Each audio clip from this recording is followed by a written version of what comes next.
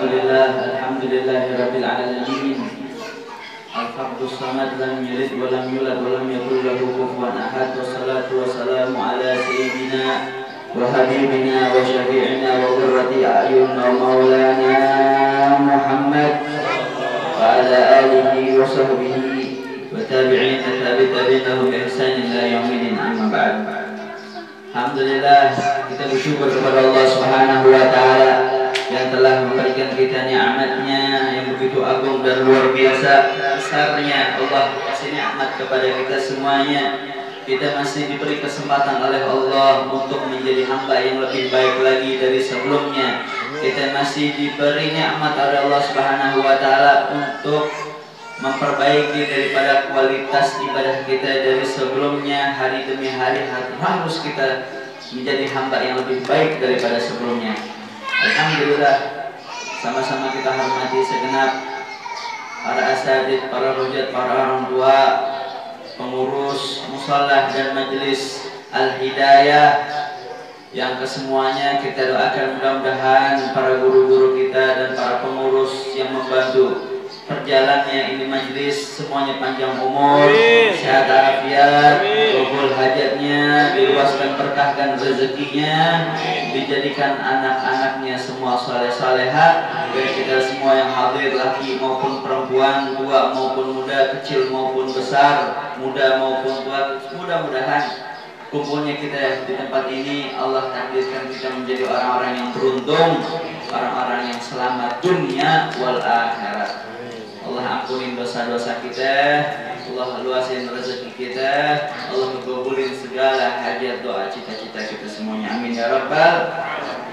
Bismillahirrahmanirrahim. Bismillahirrahmanirrahim. Nawaitu at-ta'alluma wat-ta'lim wan-naf'a wal-intifa' wal-ifadah wal-istifada wal-hatha ala tamassuki bi kitabillah wa sunnati rasulillah wa du'a ila al-huda wa dalalata ala al-khair ibtiga' mardatillah wa qurbihi wa thawabihi min Allah subhanahu wa ta'ala.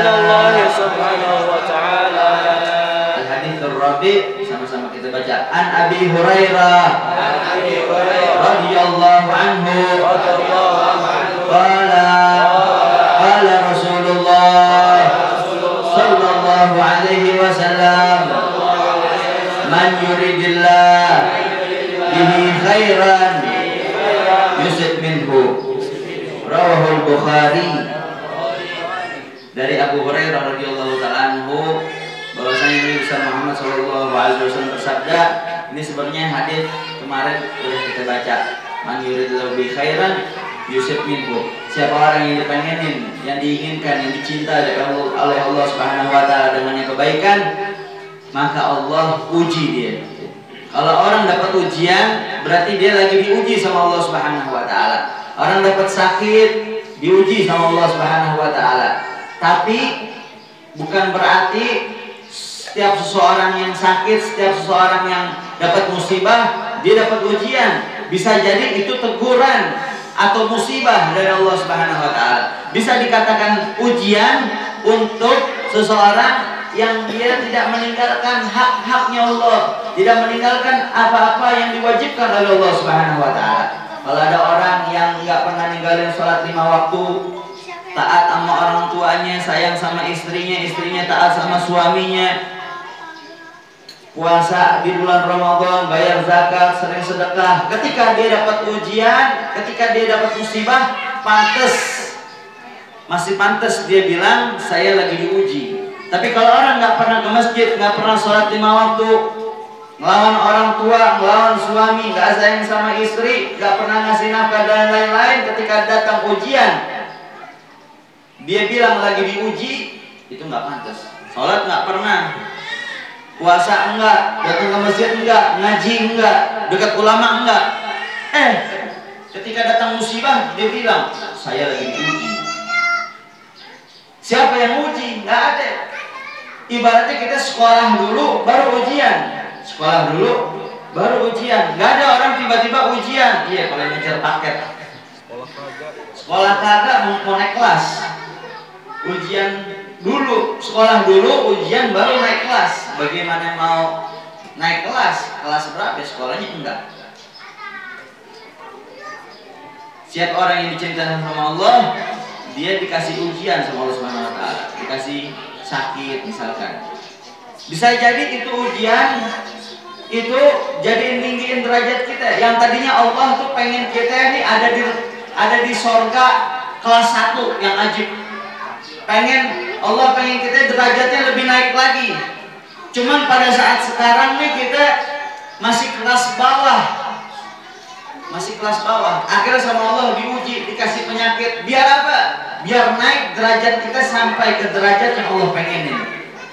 Bisa jadi seseorang ketika mau meninggal dunia, dia dikasih sakit sama Allah Ta'ala. Karena apa? Allah pengen dia nih adanya di surga kelas ajib, kelas atas, yang VIP. Tapi pada saat dia mau meninggal, derajatnya, makomnya belum sampai ke derajat tersebut. Belum nyampe, masih rendah, belum tinggi. Sama Allah akhirnya apa? Dikasih sakit, dikasih ujian, biar naik derajatnya. Karena setiap orang yang dikasih ujian, pasti di balik ujiannya ada hadiah dari Allah. Makin besar ujiannya, makin besar hadiahnya. Betul gak? Kayak orang yang lagi ujian. Bisa jadi itu kalau misalkan anak yang sekolah, dia pintar, ujiannya bagus, nilainya cakep semua, nggak ada salahnya. Bisa jadi dia langsung naik kelas. Yang tadinya kelas 4 langsung naik kelas 6. Mondok pesantren juga gitu. Kalau nilainya lebih tinggi dari yang lain, dan masya Allah pintar dia luar biasa, yang mondok atau yang sekolah bisa jadi langsung naik kelas yang lengkap karena saking pintarnya, saking berjuangnya. Begitu juga kita ketika dapat ujian, kita sabar, kita ikhlas, dapat tuh kita derajat yang lebih tinggi. Pasti siapa orang yang pengen sama Allah kebaikan dikasih ujian, maupun Allah pengen kebaikannya sekarang atau nanti, itu diuji sama Allah. Misalkan ada kebaikan sekarang atau nanti, itu diuji sama Allah Subhanahu wa taala. Kan bulan kemarin sudah Al-Fajr terangin. Ketika kita datang sakit, kita dikasih sakit sama Allah, itu Allah ampunin dosa-dosa kita. Tapi ulama ada yang bilang kabair wa shaghair, dosa besar, dosa kecil. Tapi alal asah yang benar dosa kecil-kecil aja yang diampuni sama Allah ketika lagi kita dikasih sakit, dikasih musibah. Kalau dosa besar diterima tobatnya sama Allah dengan kita nadem, nggak punya prinsip tobat betul-betul nasuha, nggak pengen ngelakuin lagi, itu baru tobat diterima. Kalau dosa-dosa kecil bisa diampuni sama Allah dengan kalau dia lagi dikasih sakit dia sabar. Kalau dikasih sakit dia sabar, dia dapat ampunan Allah Subhanahu wa taala. Kalau lagi sakit dikasih musibah kita, jangan kita banyak ngeluh. Sebagaimana bulan kemarin saya sudah terangin, ini cuma ngulang sedikit aja. Jangan kita ngeluh. Kita boleh ngeluh, boleh ngadu, keluh kesah kita, apa yang kita rasakan, sakitnya atau musibahnya, cuma boleh kepada dua orang. Pertama, kepada orang soleh, liyad'ulak, kepada orang soleh untuk dia mendoakan kamu, atau kepada tabib, liyu'allijak, kepada dokter yang dia menyembuhkanmu. Kalau kita lagi sakit atau datang musibah, kita boleh ketemu orang soleh, kita minta doa, kita ceritain masalah kita biar didoain, biar dikasih kuncinya. Atau ke dokter lagi sakit, kita ceritain keluh kesah kita, kesakitannya, biar dikasih obat sama dokter. Selain itu nggak boleh kita banyak curhat sama orang-orang. Oh, saya lagi pusing, oh saya darah tinggi, oh saya utang banyak benar, oh saya. Siapa yang mau tahu urusan lu? Sama orang soleh, sama ulama, sama guru, nah boleh, sama dokter boleh. Selebihnya nggak boleh. Kalau orang banyak ngeluh ketika dia lagi diuji, ketika dia sakit, dia cuma dapat ampunan Allah doang. Cuma dapat ampunan Allah. Tapi ketika diuji, ketika sakit, dia sabar, dia nggak banyak ngeluh, dia dapat ampunan Allah dan dinaikin derajatnya sama Allah Ta'ala. Dapat dua kan enak, dapat derajat Allah juga. Mudah-mudahan kita termasuk orang-orang yang sabar. Amin ya Rabbal. Ya, hadis berikutnya, hadis yang kelima, an Abi Hurairah radhiyallahu ta'ala anhu, anna Rasulullah sallallahu alaihi wasallam qala, "Laisa asy-syadidu bisur'ah, wa innama asy-syadidu alladhi yamliku nafsahu 'indal ghadab." Dari Abu Hurairah radhiyallahu ta'ala anhu, bahwasanya Nabi kita Muhammad bersabda, bukanlah orang yang tangguh itu orang yang suka berkelahi. Orang yang tangguh, orang yang apa namanya? Yang kelihatan jagoan, yang berani, bukan dia yang suka berantem. Orang yang berani bukan dia yang suka berantem. Wa innama syadidul ladzi yamliku nafsahu 'indal ghadabi. Tapi orang yang tangguh itu, orang yang pemberani itu adalah orang yang bisa menahan hawa nafsunya, yang bisa menahan dirinya indal ghadabi, ketika dia marah. Ketika dia marah, dia bisa nahan amarahnya. Itulah orang yang dinamakan pemberani, dinamakan tangguh. Tapi kalau orang yang dikit-dikit marah, disinggung dikit marah, dia omongin dikit marah, dinasehatin dikit marah, dikritik dikit marah, dikasih saran nggak terima marah, itu bukan orang tangguh, bukan orang pemberani. Nggak boleh anak majlis gampang-gampang kesinggung. Kalau ada orang kasih kritik kita, orang saranin kita dalam majlisnya, dalam komunitasnya, nggak boleh gampang kesinggung. Dan jangan gara-gara orang nasihatin atau ngasih masukan buat kita malah jadi berpecah, beda pendapat. Bukan berarti kita bersatu dalam satu pendapat. Tetap harus bersatu walaupun berbeda pendapat. Walaupun kita sama saudara kita ada mereka belum masuk Islam, tetap kita harus bersatu dengan mereka. Bukan berarti kita maksa dia, lu masuk Islam, enggak masuk Islam, gua tonjok lu. Enggak, orang nggak bakal mau masuk Islam gitu. Walaupun berbeda tapi bersatu. Persatuan tidak diputuskan atau tidak diwajibkan harus satu pendapat, harus persamaan. Tapi dengan persamaan harus terus bersatu. Bersatu belum tentu harus bersama, tapi bersama harus terus bersatu. Lebih cakep lagi ya, saling menghormati pendapat satu dengan yang lainnya, agar persatuannya tuh lebih langgeng lagi, lebih solid lagi. Mudah-mudahan semuanya termasuk orang-orang yang kuat solidaritasnya, kuat silaturahminya, bisa nyenengin Nabi Muhammad SAW. Nggak boleh gampang marah, nggak boleh gampang kesinggung. Nabi nasihatin kita, orang yang gampang marah, orang yang suka berkelahi, dia bukan orang hebat.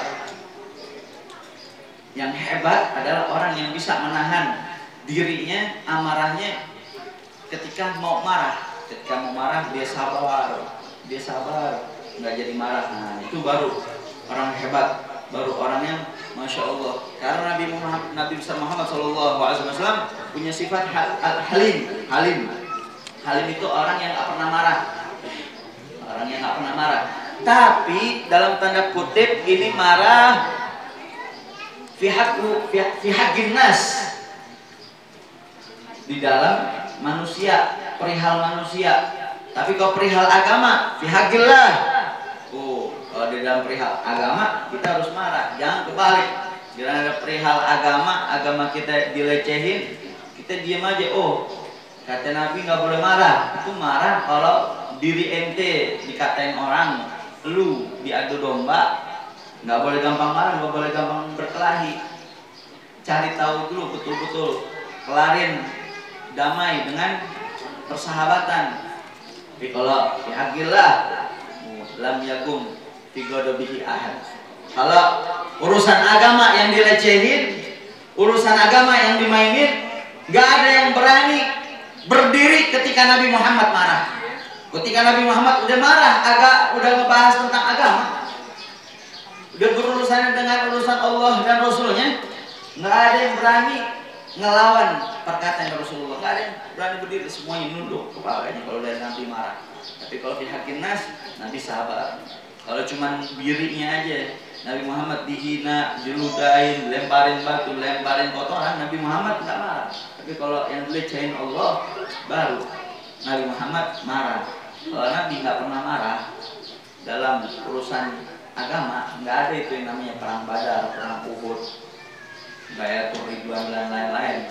Tapi karena Nabi marahnya bilhaq, marahnya emang pada dasarnya, marahnya pada tempatnya. Marah boleh tapi pada tempatnya. Kalau pada tempatnya boleh marah. Kalau bukan pada tempatnya jangan marah. Di hadis berikutnya Nabi besar Muhammad SAW bersabda, an Abi Hurairah radhiyallahu anhu anna rajulan qala lin Nabi sallallahu alaihi wasallam ausini qala la taghdab faraddada miraran qala la taghdab. Suatu hari ada seseorang datang ke Nabi besar Muhammad. Di dalam riwayat mengatakan seseorang ini namanya Jariyah. Datang ini seorang ke Nabi Muhammad, ya Rasulullah, nasihatin aku. Ini orang berharap bakal dinasihatin, oh ente harus kerjakan sholat, dapat nasihat macam-macam perihal agama dan lain-lain. Habis ini orang minta nasihat, apa diucapin sama Nabi? Dinasihatin sama Nabi? La taghdab. Nabi cuma nasihatin dia, jangan marah. Ini orang kayak merasa nggak puas dengan jawaban Nabi. Ditanya lagi berkali-kali, ya Rasulullah, ausini. Rasulullah jawab lagi, la taghdab. Ausini ya Rasulullah, la taghdab. Ya Rasulullah, nasihatin aku, jangan marah. Nasihatin aku ya Rasulullah, jangan marah. Kenapa Rasulullah jawab? Ini orang berkali-kali nanya, ini orang berkali-kali minta nasihat sama Rasulullah, cuman dijawabnya jangan marah. Karena Rasulullah adalah seorang tabib wa habib. Rasulullah adalah seorang dokter zahir dan dokter batin, seorang dokter dan seorang kekasih. Seorang dokter ketika ditanya, ketika ada orang yang datang langsung disembuhin, dikasih obat, dikasih resep. Rasulullah tahu, kasyaf, ada orang datang minta nasihat, Rasulullah tahu dirinya apa yang harus dibenerin. Akhirnya Rasulullah nasihatinnya jangan marah. Rasulullah tahu ini orang suka marah. Rasulullah tahu ini orang yang datang dia suka marah. Rasulullah nasihatin jangan marah. Kata Rasulullah. Apa obatnya ketika kita marah? Karena marah yang bukan pada tempatnya itu minasyaitan, datangnya dari setan. Marah yang bukan pada tempatnya datangnya dari setan. Setan diciptain sama Allah dari api. Api bisa padam dengan air. Makanya ulama ngajarin kita ketika kita marah, ambil wudu. Kita berwudu, insya Allah meredap itu daripada marahnya. Bisa ngademin marahnya. Ketika lagi marah, kita ambil wudu, insya Allah karena itu marah dari syaitan ciptain dari api padamnya dengan air, kita berwudu biar itu api yang membara di dalam hati kita padam dengan air wudu. Apalagi kalau kita lagi marah, jangan kita diam di satu tempat. Kita lagi di sini, kita marah lagi duduk, diri buru-buru, atau kita lagi marah diri, buru-buru duduk atau pindah tempat. Harus pindah tempat. Tuh diajarin juga biar ngilangin apa? Ngilangin amarahnya. Terus apa lagi? Baca a'udzubillahi minasyaitonirrajim.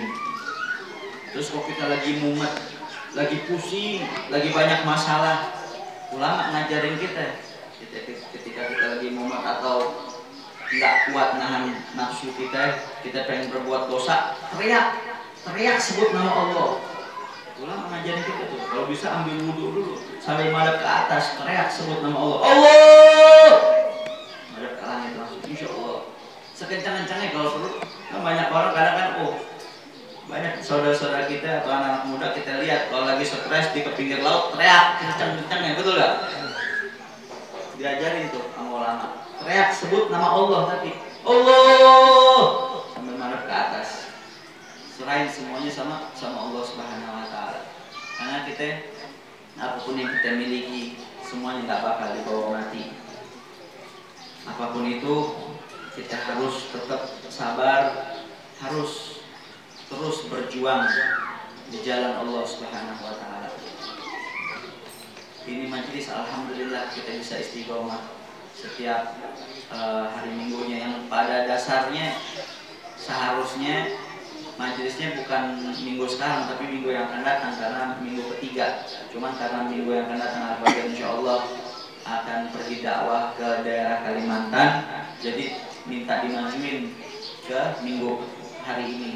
Alhamdulillah bisa kumpul nih di hari ini kita untuk ilmu, cari ridha Allah dan kecintaan Nabi Muhammad SAW. Yang sebentar lagi kita minggu besok nih, minggu besok udah masuk maulid tuh, 1 maulid. Hari minggu besok pas tanggal 1 Rabiul Awal, tanggal 1 Rabiul Awal. Yang kita kangen kita ketika mau ingat tahun kemarin kalau maulidan dari masjid ke masjid, musola ke musola, dan majelis laki-lakinya, majelis ibu-ibunya. Ibu-ibu kalau datang maulid dari jauh-jauh hari udah nyiapin tuh seragamnya, seragam maulidnya, betul gak? Bapak-bapaknya dari kepusingan buat bayarnya. Mudah-mudahan tahun ini kita bisa bikin maulid besar-besaran, amin. Asyik maulid. Alhamdulillah, bentar lagi mau maulid. Kita siapin, kita punya hati. Kita sambut kelahirannya Nabi Muhammad SAW. Kita rindu dengan Rasulullah. Yang kita berdoa, ya Allah, masalah saya banyak, perihal problem-problem hidup saya banyak. Beberapa di antara kami ada yang lagi sakit, di antara kami ada yang sedang kesulitan, di antara kami ada yang terlilit hutang. Ya Allah, angkat semua musibah yang kami rasakan, angkat semuanya ya Allah. Ganti kesusahan pada diri kami dengan kesenangan dunia wal akhirat. Tenang hati kita ketika baca maulid itu tadi itu, tenang hati kita. Kita resepin, kita rasain, sebentar lagi mau maulid Nabi Muhammad dari kurang lebih 1500 tahun yang lalu. Nyebut-nyebut nama kita umatnya nggak pernah bertemu dengan Nabi Muhammad, disebut-sebut namanya sama Nabi Muhammad, diperhatiin sama Nabi Muhammad, sampai Nabi Muhammad mau meninggalkan dunia, yang disebut adalah umatnya, yang disebut adalah kita umatnya. Sampai Nabi Muhammad udah mau meninggal, Nabi Muhammad bilang sama malaikat Israel, biarin tuh sakitnya sakaratul maut, biar aku yang merasakan, agar mereka para umatku sakitnya tidak terlalu sakit sakaratul maut. Kalau misalkan Nabi Muhammad pada sakaratul maut nggak mikirin umatnya, mungkin sakaratul maut yang kita rasain ketika Allah cabut nyawa kita itu sakitnya berkali-kali lipat. Tapi sebagian sakitnya udah diambil alih sama Nabi kita, Nabi Muhammad SAW. Makanya ketika baca maulid itu tadi, ya Nabi salam alaika, ya Rasul salam alaika, ya Habib salam alaika, salawatullah alaika, itu kita hadirin hati kita, kita berdoa kepada Rasulullah, kita berdoa sama Rasulullah, biar Rasulullah doain kita, biar Rasulullah doain kita, disebut Rasulullah, biar Rasulullah doain kita. Kita punya anak, doain biar tuh anak-anak kita jadi anak-anak soleh-soleha.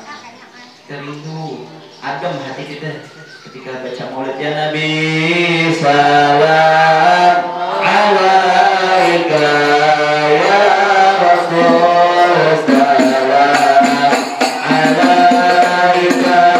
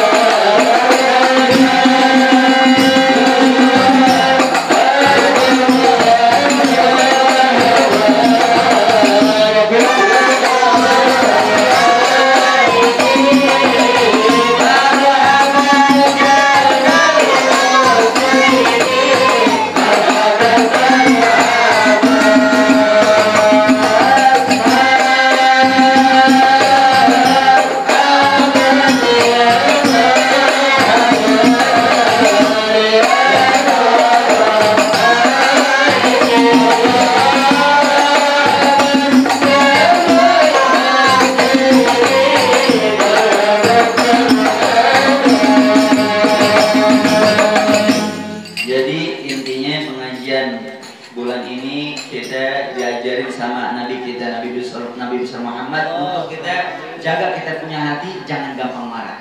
Orang yang hebat, orang yang tangguh, orang yang berani adalah bukan yang dia gampang berantem. Oh, orang berantem dia, badannya besar, berotot, berantem, siapa aja diajak berantem, kesinggung sedikit, udah kita duel aja, 1 lawan 1, lu jual gue beli, lu nggak jual juga gue beli. Gimana mau dibilang berani, gimana mau dibilang tangguh? Orang dia ngelawan nafsunya aja, ngelawan amarah sendirinya aja nggak bisa. Kalau dia bisa ngelawan amarahnya, melawan daripada bisikan hatinya yang nafsunya lagi bergejolak, dia bisa lawan. Nah, itu baru orang yang tangguh. Amarahnya sendiri yang lagi bergejolak di dalam hatinya, dia nggak bisa lawan, dia nggak tangguh. Kalau orang dikit-dikit gampang marah, berarti di dalam hatinya ada penyakit. Tuh penyakit hati harus kita bersihin. Jangan cuma sekarang kita pakai masker di mulut kita. Mulut kita pakai masker, hati nggak kita pakai masker. Mulut dimaskerin, hati nggak dimaskerin. Mulut kita maskerin katanya biar nggak kena virus. Itu hati lebih bahaya, virus yang menyerang hati bahaya, lebih bahaya dari COVID-19. Jadi mulut dimaskerin, hati juga dimaskerin, kita jaga. Jangan sampai ada virus yang melekat di dalam hati kita. COVID-19 berbahaya, tapi virus yang melekat di hati kita lebih bahaya. Itu COVID-20. COVID-19 bahaya, COVID menyerang hati itu. COVID-19, 20. Jangan 21, bioskop. Kacau loh. Masya Allah. Kita jaga hati kita, kita jaga pikiran kita semuanya. Dan terakhir saya mau ngingetin, karena sekarang lagi masa pandemi, ya saya lihat di masjid-masjid, musola-musola beberapa tempat, kalau sholat Jumat itu sholatnya jarak-jarakan. Mending kalau masjidnya gede, masjidnya kecil kadang nggak dijarak-jarakin juga keisi cuma beberapa, udah dijarak-jarakin baru keisi dikit penuh sampai luar-luar. Akhirnya apa yang terjadi? Banyak sholat Jumatnya sampai luar-luar, terus pada bawa sejadah dari rumah. Saya mau ngingetin adab cara pakai sejadah. Pakai sejadah itu juga ada adabnya. Sejadah tuh bisa bawa lu ke surga, bisa bawa ke neraka. Kok bisa deh? Bisa. Kalau ente pakai sejadah nih nggak pakai adab, bisa ke neraka. Contohnya apa ya? Nih, ini sejadah nih.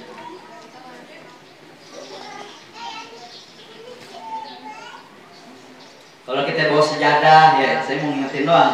Kalau buka bawa sejadah, kalau lagi ke masjid, khususnya yang laki, kalau lagi Jumatan, itu bawa sejadah ketika datang mau sholat Jumat, nyampe di masjid, kan banyak orang sebelum gelar tuh sejadah digepret-gepretin dulu kan. Apa sih? Digini-giniin kan. Akhirnya apa yang terjadi? Debunya kemana-mana. Sekitar ente yang lagi duduk kesian. Betul gak? Mulut pakai masker, betul. Kesian bajunya kotor, debu gara-gara lu. Kalau pakai sejadah, pakai adab. Ingat, naruh sejadah juga jangan. Nih, coba gini dulu dah.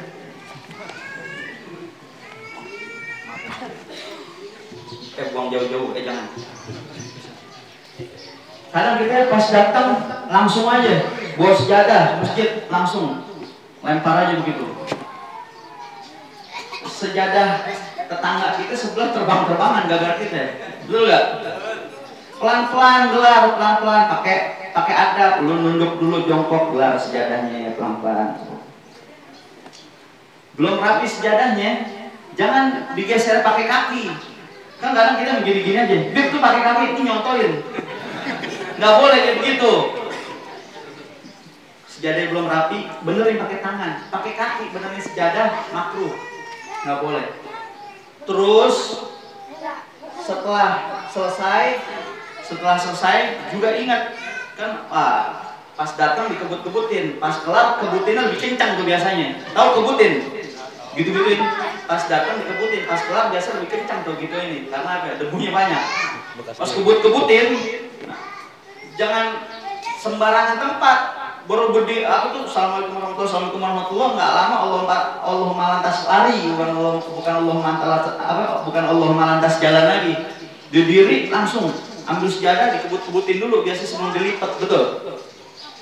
Ngebutinnya boleh kebutin, tapi tahu tempat, pojokan ke tempat yang sepi nggak ada orang. Jangan di depan teman-teman kita kebut-kebutin, kasihan tuh debunya kemana-mana, betul nggak? Adab tuh. Dan kalau lipat sejadah juga ada caranya, bukan sekedar kita lipat begini atau lipat begini biasa, enggak. Ada caranya, kita lipat yang diajarin oleh guru-guru kita. Lipat sejadah, lipatnya begini, pala tempat sujud ketemu sujud, kaki ketemu kaki, lipatnya begini. Nah, lipat begini, habis begini baru begini. Biar apa ya? Biar nih tempat sujud, tempat pala kita taruh di sini, ketemu sama kepala juga, kaki ketemu sama kaki. Kalau kita lipatnya begini, kaki ketemu kepala, tuh kaki kita nginjek apa aja nempel ntar di pala. Kalau lipatnya begini, ntar ente taruh di tempat berdebu, itu tempat sujud ente. Iya, kotor, pinter lu tong. Iya, dia makan dulu, tak keselak lu. Jadi pala ketemu pala, biar apa? Biar tetap bersih, kita hormati ini tempat sujud kita, kepala kita ditutup gitu, rapi gitu. Dan ingat tuh tadi yang paling penting, jangan dikebut-kebutin sembarangan, karena ini saya ngerasa begitu. Banyak orang nggak perhatiin hal kecil kayak gitu tuh bisa jadi besar. Bisa orang berantem gara-gara lu kebut-kebutan sejadah, debu-debuan betul, apalagi yang sejadah tipis gampang digini-giniin. Terus kalau disediain minum di tempat-tempat majelis kayak kondangan kayak apa, mau minumnya apa gelas apa botol, kalau sekiranya kita nggak bisa ngabisin, jangan diminum, jangan dibuka. Tapi ketika kita buka, ini kan banyak minum apa gelas nih, ketika apa gelas ya kita buka, wajib kita ngabisin. Kalau nggak dihabisin, jadi mubazir. Hati-hati kita, jadi mubazir. Jadi harus dihabisin. Ayo minum kopinya habisin. Nggak habis bayar. Nggak habis, nggak habis bayar loh, denda. Habisin minumannya biar apa? Biar nggak mubazir. Kalau sekiranya kita nggak mampu ngabisin, ya udah nggak usah dibuka, nggak usah dibuka. Dan kalau mau badan kuat, badan sehat, nggak gampang sakit, diajarin kita sama ulama, habis makan jangan langsung minum.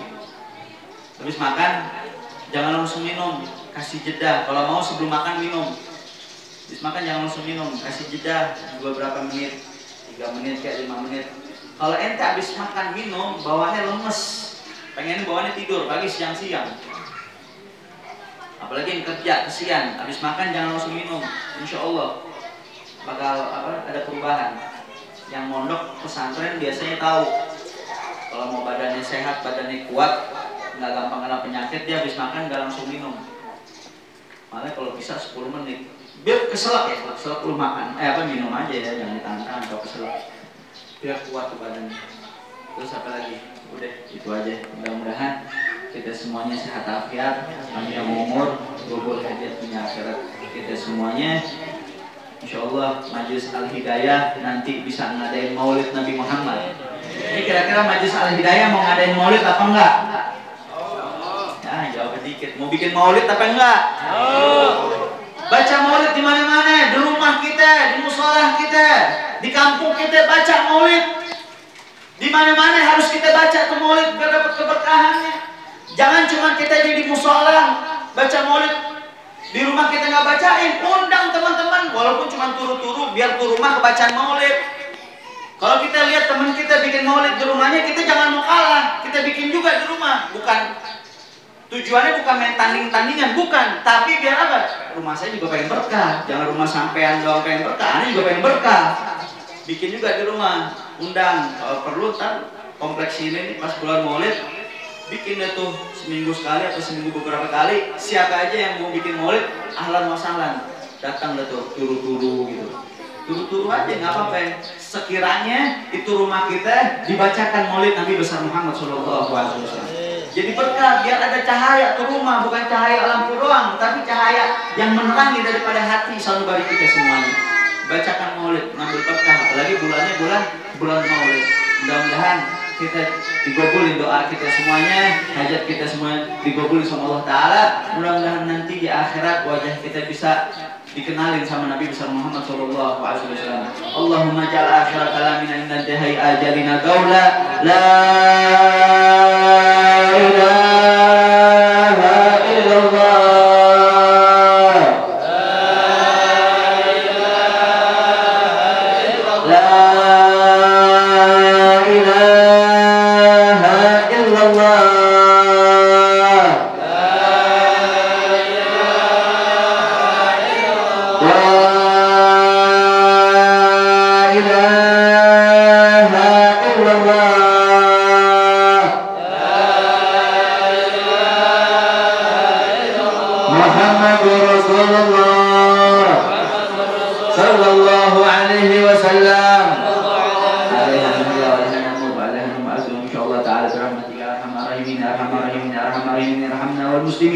يا محاول الأحوال حول أحوالنا والمسلمين على أحسن الحال. يا مقلب القلوب والأبصار ثبت قلوبنا على دينك وطاعتك. يا مقلب القلوب والأبصار ثبت قلوبنا على دينك وطاعتك. يا مقلب القلوب والأبصار ثبت قلوبنا على دينك وطاعتك. يا بعلوي شفاء يا بعلوي شفاء يا بعلوي شفاء. كل قربة تنجلي بكم يا أهل الولاية. كل حاجة تنقضي دركها يا أهل المدينة. يا كريم وأهلها يا كريم وأهلها بهم وبأهلهم عجل بنصر الفرج. إلهي بجه الأنبياء والملائكة وبالأولياء جبرنا بالإجابة.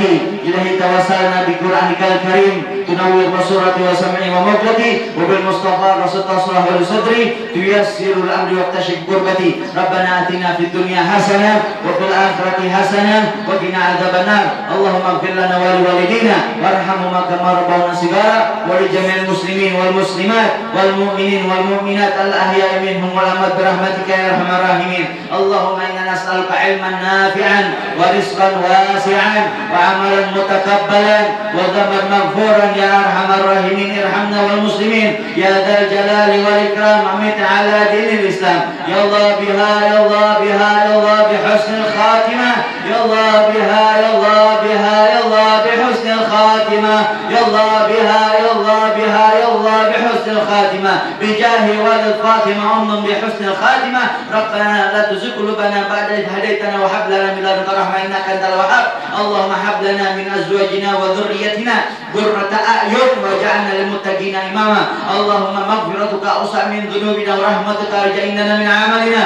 اللهم مغفرتك أوسع من ذنوبنا ورحمتك أرجعنا من عملنا.